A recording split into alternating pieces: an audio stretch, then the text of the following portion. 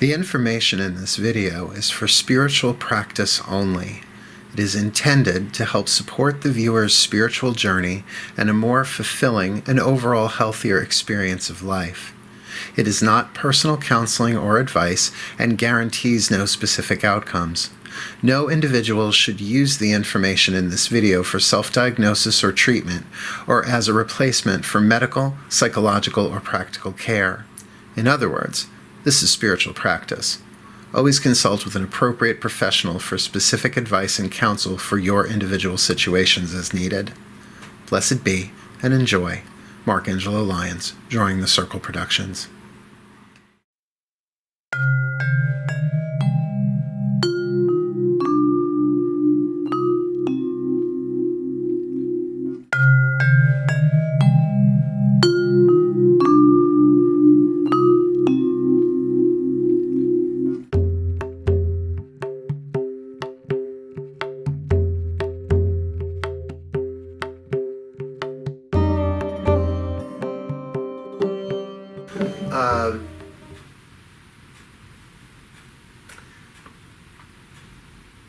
As things come up,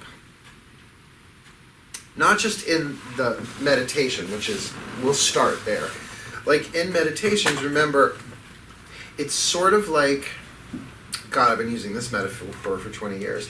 You know those gutters on the side of your house, right? Like the rain collects and it goes down the pipe. So if it gets stuff in it, like twigs and leaves and squirrel crap, right?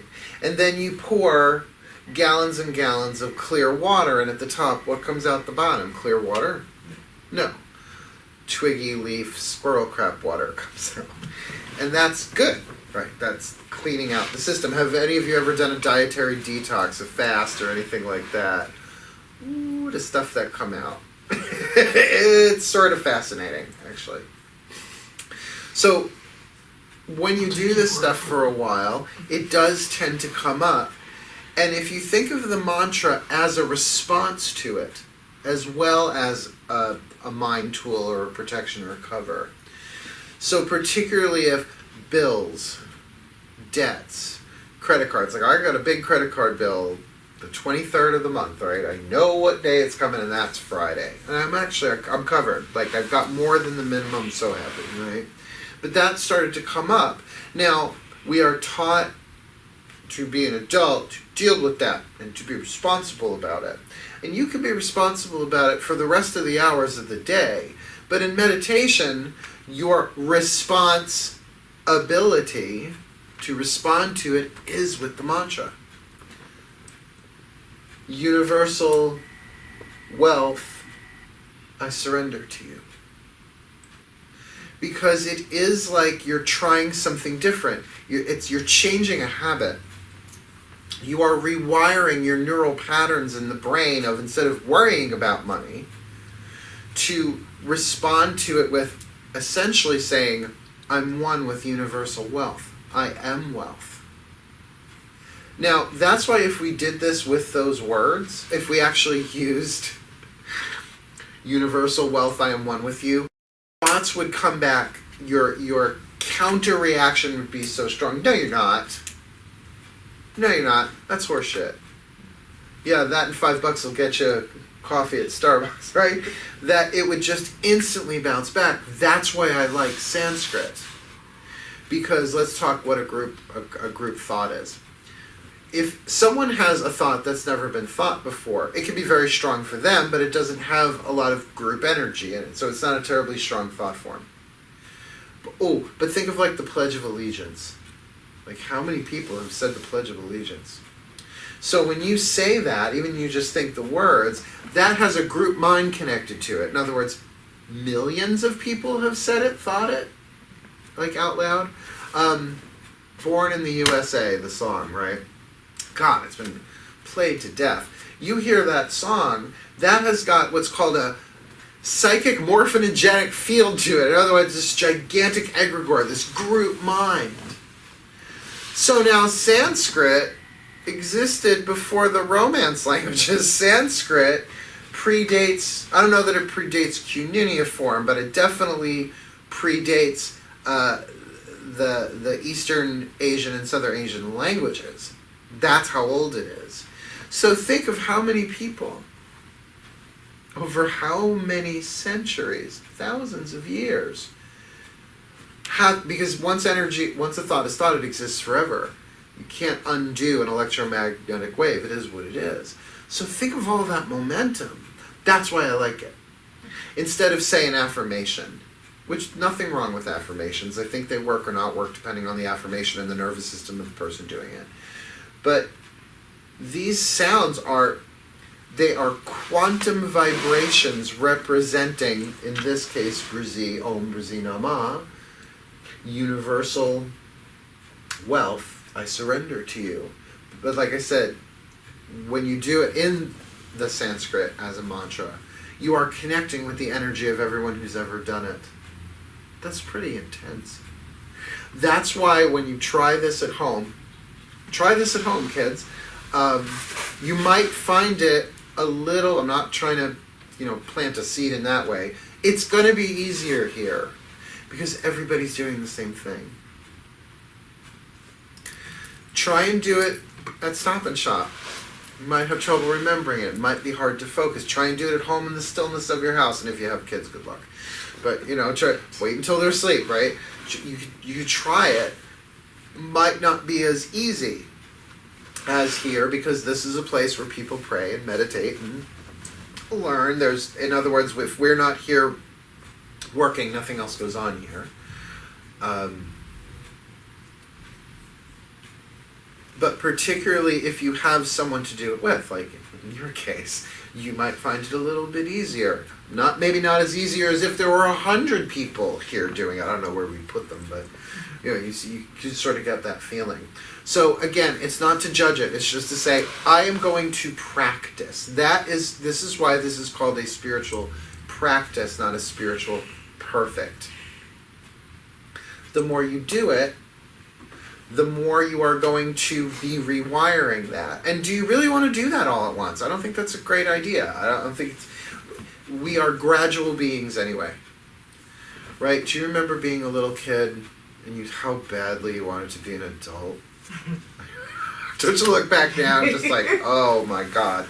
And didn't people tell you, don't rush to grow up. It's not as fun as you think. You're like, yeah, well, you're holding all the good stuff. That's why. You get to do all the fun stuff. I have to just deal with crap, right?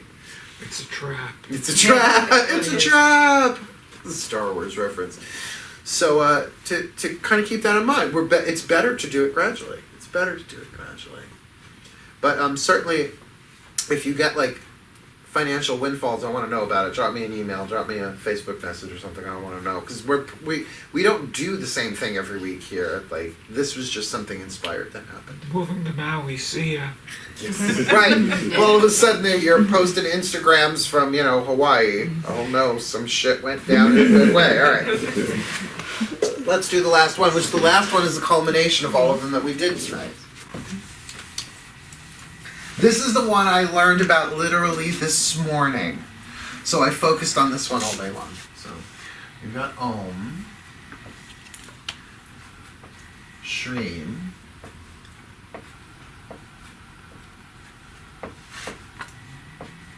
Brzee, Namaha. It's all of it. The Shreem Brzee, just these two, was called the Miracle Mantra, as was this one. Like, this is another one where people were putting in the comments, oh my God, someone gave me a car. The next day, I was like, that's the fun thing about being a witch, is you're just like, all right, what's the worst that could happen? Right, what am I going to do? Okay, I get, or nothing happens, but I find a few moments of peace as I do it. So this is going to be the last one that we're going to do. Because it is longer, we're probably only going to do it for like 10 minutes, because I don't want to overload either. But also I want to make sure that we have that time at the end, so that, well, first of all, that we can share, yes. I think that's important to do, because like I said, we're going to go home and tell your kid, hey, little Pete, guess what mommy did? He doesn't care. Your boss tomorrow, guess what I did last night? Unless you have a cool boss, he probably doesn't care. but also so that we have time to like ground, and not go back to where we were before tonight's work, but so that you're in the body and clear, so that you can drive and you don't run red lights. Good. Right. I'm good at grounding people. So all right. Om Shreem Brzee Namaha. Well, you don't have to do it that fast. And remember, if you forget, crack open an eye. It's okay. It's not like I'm going to be sitting there. This isn't peekaboo. Yes, it is. All right. So this time I'm just going to ring the bell. I'll say it once or twice. We'll go in, so you don't need as much leading in and leading out, right? Because now you sort of get the program of how we do it. Mm-hmm.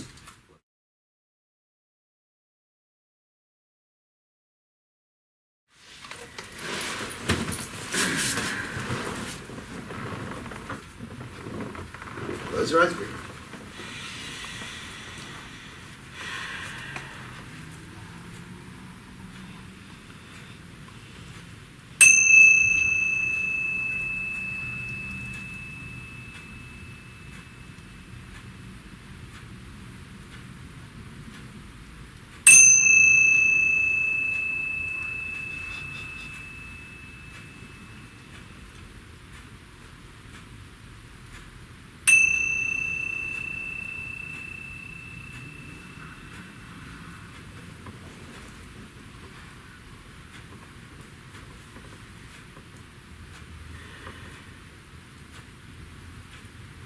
Om Shreem Brzee Namaha.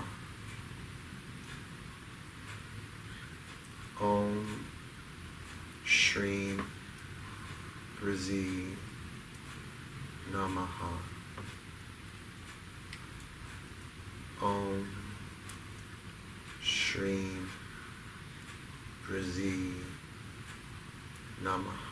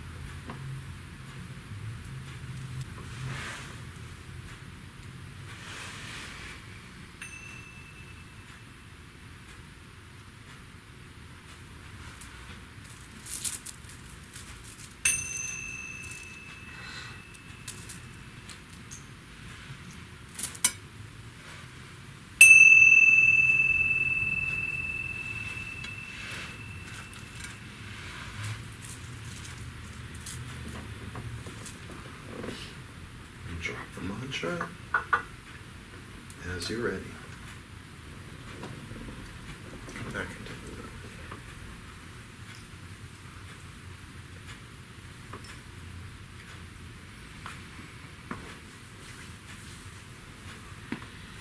So, what came to me is something to say to you, all of you. To create for yourself a program with these 4. You can take one a day if you like. You make your own program. I won't tell you what to do. You work these as you want. Because there are 4, you could do Shreem in the morning when you first wake up. Then maybe before then you leave on the way, you could do Shreem Brzee, and then after lunch, Om Shreem Brzee Namaha, and then end the day with the big one. The big one, end the day with the big one. That doesn't sound right. Okay. But to play with it, even if you took so what, tonight, you could do Shreem, and then tomorrow the second one, and then you got 4, so you can just keep recycling. Whatever, but stick with it for a week or 2. Just set a program and see what works for you, and of course if it's not working for you, change it. The idea being that it's just something that Carolyn May said. She's my favorite teacher on planet Earth, a spiritual teacher. And I don't know that she said it first. She might have learned it, from St. Thomas Aquinas or somebody, but she said, "Seek ye not perfection, seek only practice." Seek only practice. So it's like anything else. My mom taught me how to make sauce when I was 12 years old. The family sauce that nobody does the same way. It's this is how we do it. But there are certain steps, like how to deglaze the pan after, you fry all the meat. We don't bake it, we fry it. And what tomato paste to use and all that kind of stuff. Well, the first time I did it was okay, but God, it's good now, man. I nail it. It takes 24 hours to do it right? So just practice. Find, and if you're gonna wait for the house to be quiet, good luck. If you're gonna wait for if you're gonna wait for undisturbed time, that's great for doing actual physical yoga. But I can't do yoga with my cats. They want in. They head bonks. I've got 3 of them. One's Melchior's climbing up my back while I'm doing downward dog. It's downward dog, not downward cat. So, so that's what I like about at least the first 2, is that they're easy to repeat. You could actually be in a conversation with somebody and still have that one going on without it distracting from the conversation.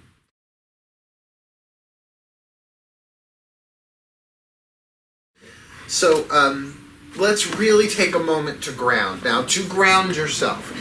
It's not that, okay, none of that happened, I gotta go back to being where I was. You can't. You can't go back to who you really were. We transformed ourselves over the past 2 hours. Now, maybe not great, big, huge, maybe. But that you really want to be focused back into the physical body. Because we didn't leave the body, but we accessed aspects of the psyche that we don't ordinarily access. So one of the ways I do it, because I smoke cigarettes, this is easy, is I imagine there's little cigarette butts under my feet, and I literally feel your feet, be aware of your feet on the floor, in your shoes. That's why wiggle fingers, wiggle toes. You wiggle fingers, so it's you really become aware, even maybe fingernails into your fingertips so that you really come in. Another thing that you can do, and I'll do this sitting, is if you take opposite knee to elbow, it helps cross over the neural systems. If you think about when you walk, right? Well, nobody walks like this unless you're, a Monty Python sketch, right? So just to sort of do that, it helps the energy cross over from one side of the body to the other. That's a good one. You can also do the gentle tap, where you just kind of do that. Just kind of bring yourself back in. But my favorite has to be just basic ground and center. You pull your energy into a sphere, center, so that you're here and now. And then from there, you send down a tripod, a root down through the base of the spine and through the 2 soles of the feet, so you're stable. And one other thing that's really good to do, I learned this from a Fey shaman. She said, just look around the room and identify things by item and color. So that is a black shoe. That is a burgundy chair. This is a red bottle, because it's the 2 sides of the brain. This is a black eraser. That is a thing. That is a green statue. That is a white lampshade. That is my black and red cell phone. So even as you go home, should you find yourself, let's go, that is a red light. That is a green light. That's a red light and that's flashing. Yeah. Because, you know, it's like there's no DWM, driving while meditating. You know, you're not going to get pulled over for that. But, you know, we just want everybody to be safe. Yeah.